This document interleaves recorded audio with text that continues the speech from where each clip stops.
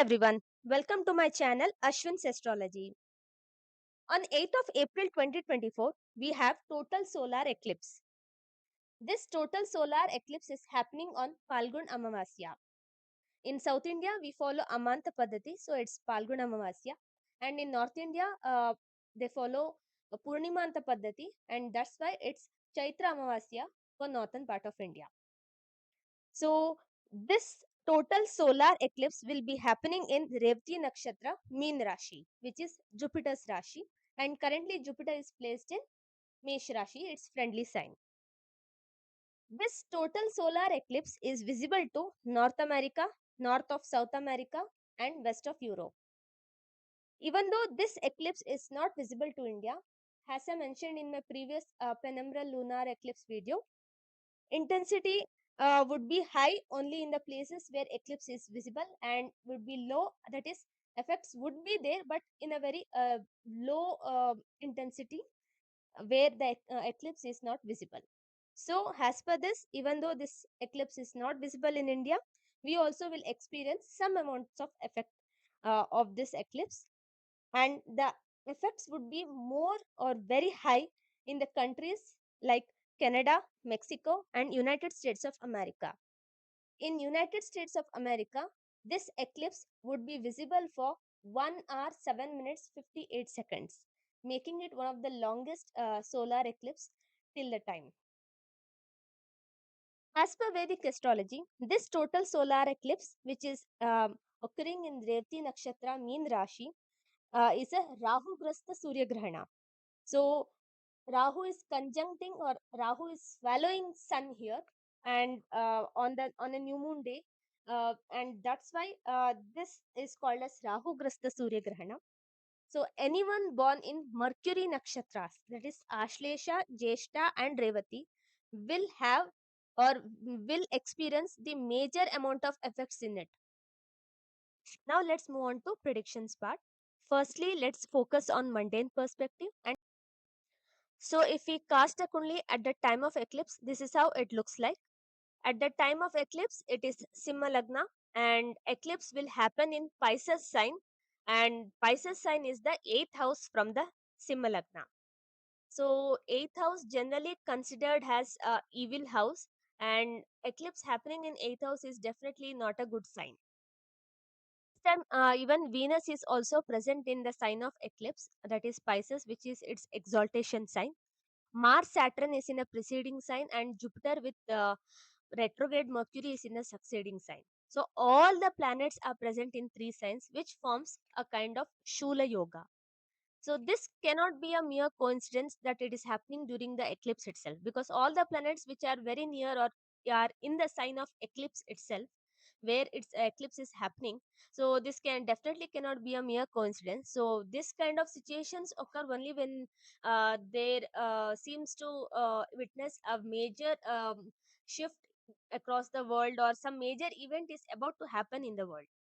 So if we see, if we compare the similar situation with the previous solar eclipse, that is December 26, 2019 eclipse.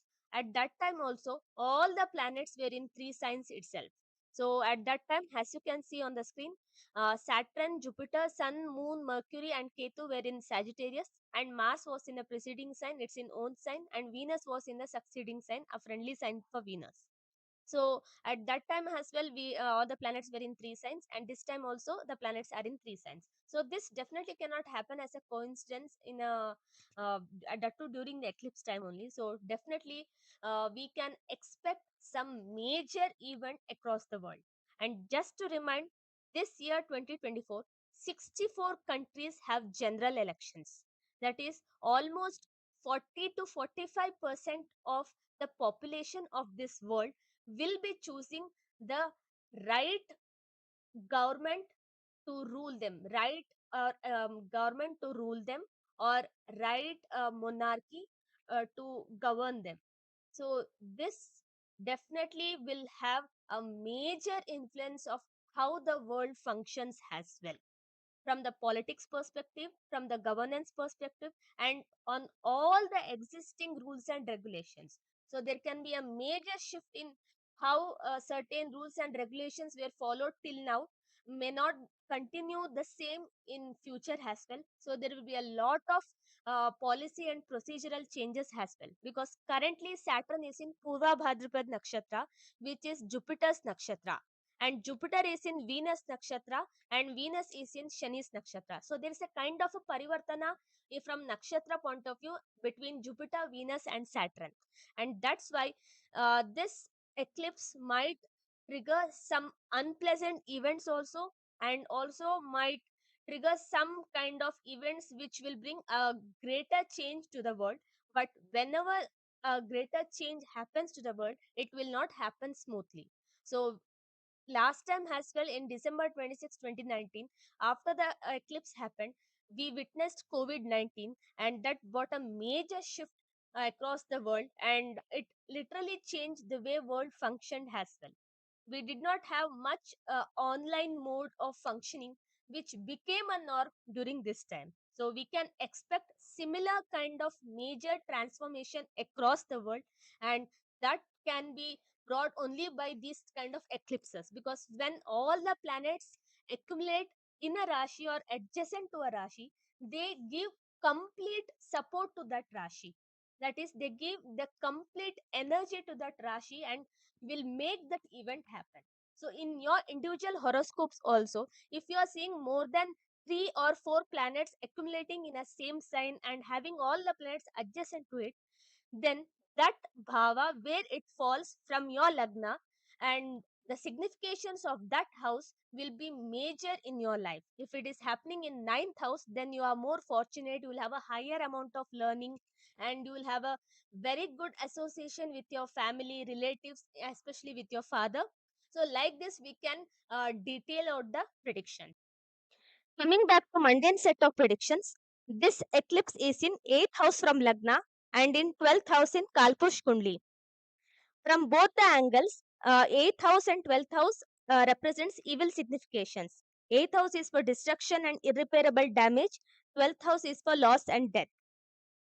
Hence, this total solar eclipse indicates loss and destruction of livelihood, and because exalted Venus is participating in this eclipse, it indicates major threat to women folk of the nation, especially women leaders in politics. It also affects the fields governed by Venus, that is cinema industry, entertainment, luxurious businesses, and also private sector, that is corporate sector. Because last time when eclipse happened in 2019, Venus was in the succeeding house, so Venus didn't transit immediately the sign where eclipse happened. Venus was in Capricorn and eclipse happened in Sagittarius, that is Dhanu Rashi. So Venus didn't transit Sagittarius in the immediate month of eclipse, and that's why private sector or corporate sector didn't face much heat of the eclipse in 2019. But this time exalted Venus is participating in the eclipse, and that's why even corporate sector also will face the heat of this eclipse. As per Bruhat Samhita, यद्ये कस्मिन् मासे ग्रहाणां रविसोमयोस्तदा क्षितिपाः स्वबलक्षोभे संख्या मायान्त्या अतिशस्त्र कोपश्च. That means when two eclipses, both solar and lunar eclipses, occurs in one and the same month, then kings will suffer destruction through the open rebellion of their army. So in the modern context, we can say that this will lead to a war, and there will be further terrible bloodshed as well. It also indicates that people who live nearby to sea, ocean, or beaches, and people who consume seafood will face a lot of troubles. There could be death as well. And Brihat Samhita mentions that there could be much mortality among common people also when eclipse happens in watery signs, especially Pisces sign. Sri Varahamihira mentions in Brihat Samhita that if Rahu commences the eclipse from southwest region, it is known as Apasavya. So in this eclipse, Rahu is commencing the eclipse from southwest region, and this will destroy the agriculture and any kind of crops. Also, it will cause problems to water animals and elephants. There would be no rains or minimal rains, leading to high scarcity of food and water. Lagna of eclipse time falls into second dreshkon of Leo, that is Simha Rashi. This indicates many troubles, anxieties to kings, princes, and great men. Mercury, Buddha, who is prime Karaka for weather and rains, is in first dreshkon of Mesh Rashi and also in retrogression mode, that is Vakri position. This indicates famine and sickness, a severe drought, that is water related diseases like pneumonia, cholera. Also, effects of eclipse that occurs in these dual signs or Visvabhava Rashis will always have a same pattern. That is Gemini, Virgo, Sagittarius and Pisces. That is Mithun Rashi, Kanya Rashi, Dhanur Rashi and Meen Rashi will always have same pattern whenever eclipse occurs in any of these signs. That is, they will commence very sooner, suddenly cease in between and then commence again. And then again cease, commence again, and like this it will last for a longer period of time. If we remember COVID 19 also, at that time as well, eclipse happened in Dhanu Rashi, which is a Dvisvabhava Rashi. And COVID 19 also had the similar pattern. It spread rapidly, that is, it commenced very soon, and suddenly after some time it ceased, and then again it commenced, then again it ceased, and again it commenced, and it lasted for a 2 to 3 years actually. Sri Varaha Mihira also mentions that planets gets afflicted if they transit the sign where eclipse occurred recently. So if any planet transits eclipse sign after the eclipse, this will help in spreading the effects of eclipse much rapidly than the planets which were in eclipse. So currently Mercury, who is retrograde and in Gandant in Mesh Rashi, will move to Pisces, that is Meena Rashi, on 9th of April. To note, after Moon, Mercury is the fastest moving planet in Vedic astrology. Mercury represents skin and nervous system, so we can expect diseases related to these areas as well. There will be Mercury, Mars, Venus, and Rahu conjunction in Pisces on April 23rd and 24th, which indicates skin related diseases like measles, chickenpox, smallpox, keloids, hernia, and etc. Mars here is Rogakaraka. Mars is the natural Rogakaraka, and Mars transiting the sign of eclipse immediately after eclipse also indicates the spread of the diseases rapidly. On 24th of April, Venus will move to Mesh Rashi and Mercury will move again to Mesh Rashi on May 10th. So at the same time, Jivakaraka Jupiter also will be combusted by Sun. As I mentioned before, combustion of the planet will lead to the invisibility of the planet. During mid-May, that is Sun Venus Jupiter conjunction will takes place in Agni Nakshatra, that is Kritika Nakshatra. That's when we will start experiencing major results of this eclipse. Fire accidents or accidental fire incidents are also possible. May 7th to June 6th, both benefic planets, Jupiter and Venus, will be in combustion. This will be the most terrible time period for the government. Government will try to control the situation at this time, and at the same time, Mars Rahu conjunction will cause much distress, leading to communal tension as well.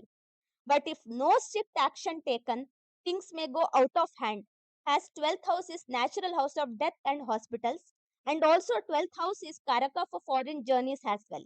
So, has even though eclipse is not happening in or is not visible to India, we may get these diseases from overseas the way it happened in COVID 19 as well.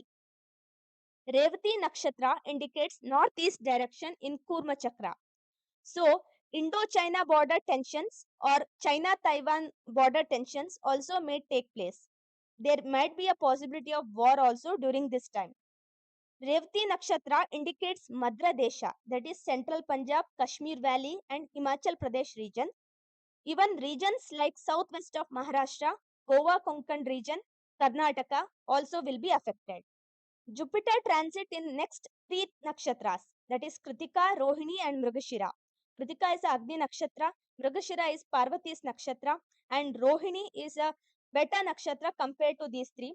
But any malefic planet transit in Rohini will cause much more distress, and Mars will be the next malefic planet which will enter Rohini somewhere in October or November. So till then, we'll not experience much negative effects of planet transiting in Rohini.